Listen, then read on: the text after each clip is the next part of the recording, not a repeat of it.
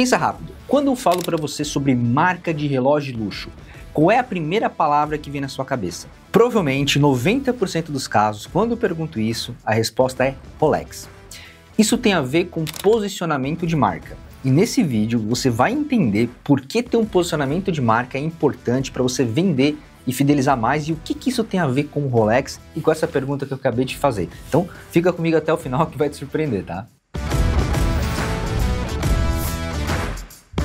Mas antes da gente começar o conteúdo, deixa eu me apresentar. O meu nome é Douglas, eu sou diretor do Next Fit. Hoje nós somos o maior ecossistema de tecnologias e aplicativos para o segmento fitness esportivo do Brasil, com mais de 14 mil clientes, mais de 200 colaboradores. Nos últimos anos eu ajudei centenas de gestores a saírem do anonimato e parar de brigar por preço, parar de brigar com concorrência e conseguir agregar valor para os seus negócios, vender e faturar mais. Se esse tipo de conteúdo faz sentido para você, não esquece de se inscrever aqui no canal, porque toda quarta-feira às 17 horas tem vídeo novo. E claro, no canal já tem mais de 300 vídeos para você entrar e nadar de braçada no conhecimento. Muita gente acredita que ter uma estrutura boa, um bom maquinário, ter bons LEDs, ter aquela arquitetura moderna, charmosinha, é suficiente para ter uma academia lotada. Mas, como eu falei antes, conhecendo mais de 14 mil academias, há mais de 10 anos nesse mercado, eu posso te garantir com convicção que isso não é suficiente. Cada vez mais a disputa no mercado está ferrenha. Hoje nós já temos mais de 70 mil CNPJs no mercado brasileiro de atividade física e condicionamento. Cada vez mais ter só um espaço bonito, bem arquitetado, não é suficiente para gerar valor e ter um faturamento alto. Na prática, para você conseguir se diferenciar hoje, é indispensável que você tenha o tal do posicionamento, que é o tópico central desse vídeo e eu vou te explicar no detalhinho como funciona para criar ou identificar o seu posicionamento. Mas afinal de contas, o que é o posicionamento? É a gavetinha que você ocupa na cabeça do seu cliente. Quando ele pensa em um problema, em um desafio, em uma característica específica, de quem ele lembra? É de você ou é do seu concorrente? Eu até brinquei no começo pedindo para você falar o nome de uma marca de relógio de luxo. Lembra? Você falou Rolex, provavelmente. E se eu te perguntasse qual é a segunda marca de relógio de luxo? Análoga à situação anterior, a maioria das pessoas não consegue responder qual é essa segunda marca, e cada uma diz uma marca diferente. Outro exemplo, se eu te perguntasse qual foi a primeira pessoa a pisar na Lua, a maioria das pessoas consegue acertar isso de bate-pronto. Foi o Neil Armstrong, é muito fácil. Mas quando eu pergunto a segunda, quase ninguém sabe responder. Eu já fiz isso em palestra com milhares de pessoas e é um silêncio ensurdecedor. Ninguém sabe que Buzz Aldrin foi a segunda pessoa a pisar na Lua, mesmo ele tendo pisado alguns segundos depois do Neil Armstrong. Isso é o poder do posicionamento. Ninguém precisa saber quem foi a segunda pessoa que pisou na Lua. O que interessa foi o primeiro homem a pisar na Lua. Assim como você quer saber quem é o melhor psicólogo da sua região, quem é o melhor médico da sua região nessa especialidade, qual é a academia de maromba, qual é a academia premium, qual é a academia para idosos, qual é a academia especialista em jovens e etc. A nossa cabeça, para fins de otimização e de eficiência, ela fica buscando simplificações. E isso é muito bem retratado no livro Posicionamento, do Jack Trout e Al Ries. Isso aqui é a bíblia do posicionamento de marca. É um livro fantástico que eu super te recomendo para você entrar mais a fundo nesse assunto e desenhar toda a sua estratégia de posicionamento. Eu vou tentar aqui dar uma resumida do que essa bíblia desse assunto traz para te ajudar a implementar a sua estratégia vencedora, tá? Trabalhou com posicionamento de forma inteligente, você tem uma estratégia vencedora. Outra coisa importante que a gente tem que saber antes de avançar de como criar o nosso posicionamento de marca é a diferença de branding para posicionamento, porque talvez você ouça essa palavra branding por aí, tá?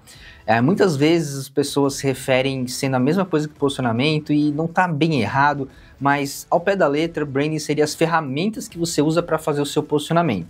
As ferramentas eu tô falando de identidade visual, então as coresinhas, as tipografias que você usa no seu site, no seu Instagram, lá no seu estúdio, no seu box. Eu tô falando aqui do tom de voz, do manual de marca, da comunicação que você tem com o seu cliente. Então esse pacote de ferramentas, da forma com que você faz as coisas, fazem parte do posicionamento. Então primeiro você define o posicionamento e depois essas ferramentas. Então se você tem, por exemplo, uma academia focada em jovens, porque você está perto de uma universidade, etc., provavelmente na sua comunicação vai ter um posicionamento mais descolado, com mais gírias, com um papo mais jovem. Se você é especializado em idosos, provavelmente no seu tom de voz, na sua comunicação e até na sua identidade visual, você vai trabalhar algo mais específico para eles, tá? Então pensa mais em ferramenta quando a gente está falando de brand. O posicionamento seria a base dessa pirâmide. Dá um exemplo prático aqui para você, né? De duas academias mega famosas, que é a Ironberg e a Bodytech. A Ironberg vai te transmitir tanto no visual, nas cores, como na própria fala, na comunicação das redes sociais, nos seus textos, intensidade, força, superação. É um espaço muito mais voltado para quem quer levar o esporte a um próximo nível. Marombeiros, atletas ou pessoas que simplesmente são fãs desses atletas. Já na Bodytech, a gente acaba trabalhando com um público que busca muito mais exclusividade, lifestyle, calma. Então as próprias cores, a própria forma com que eles falam acaba sendo diferente. Então sim, você consegue ter um espaço pequeno, enxuto, mas achar o seu posicionamento, tá? Então fica comigo até o final, que você vai entender como implementar isso, e sim, você tem que ter um posicionamento independente do seu tamanho. E digo mais, qualquer academia grande começou com um posicionamento antes de ser grande. Legal, então agora que você já entendeu o que é um posicionamento, vamos para os 4 passos para você implementar, para você criar o seu. O primeiro passo é definir quem vai ser realmente o seu ponto focal. E aqui eu não estou falando que você não pode atender outros públicos, mas a sua comunicação, a sua identidade visual, os equipamentos, tem sim que ter um público focal. Vou resgatar o exemplo que eu acabei de dar. Imagine que você está abrindo uma academia num bairro universitário, que tem várias universidades próximas. Seria inteligente você mirar toda a sua comunicação, todo o seu posicionamento para esses jovens que estão buscando estética, alta performance. Talvez não faça sentido você fazer uma academia focar em atletas nessa região, porque o universitário normalmente ele não tem tanto dinheiro assim para investir no físico dele, né? Poderia fazer? Poderia, mas talvez não fosse o melhor lugar para fazer. Mas o ponto é, você tem que entender a geografia que você está e pensar quem é o público que você quer focar daquela região. E tomar muito cuidado para não querer abraçar todo mundo. Porque se você quer atender todo mundo, talvez você não consiga atender ninguém. Então o princípio do posicionamento é, você conquista um público muito fiel, que vai ser o seu principal público e recorrente, e os demais vão agregando aos poucos e não vão ser sua maioria, tá? Um bom exemplo do Rolex. Por que você não acha aí Rolex de 1.000, de 2.000 reais? Porque o Rolex não quer ser associado a um relógio barato, ele quer ser associado a um relógio de luxo. Por isso você só vai achar Rolex para vender aí por dezenas a centenas de milhares de reais. Ele quer que você pense em Rolex e você pense em luxo. Entendeu mais ou menos onde eu quero chegar? O segundo passo é fazer a sua identidade visual gritar literalmente o que você quer passar.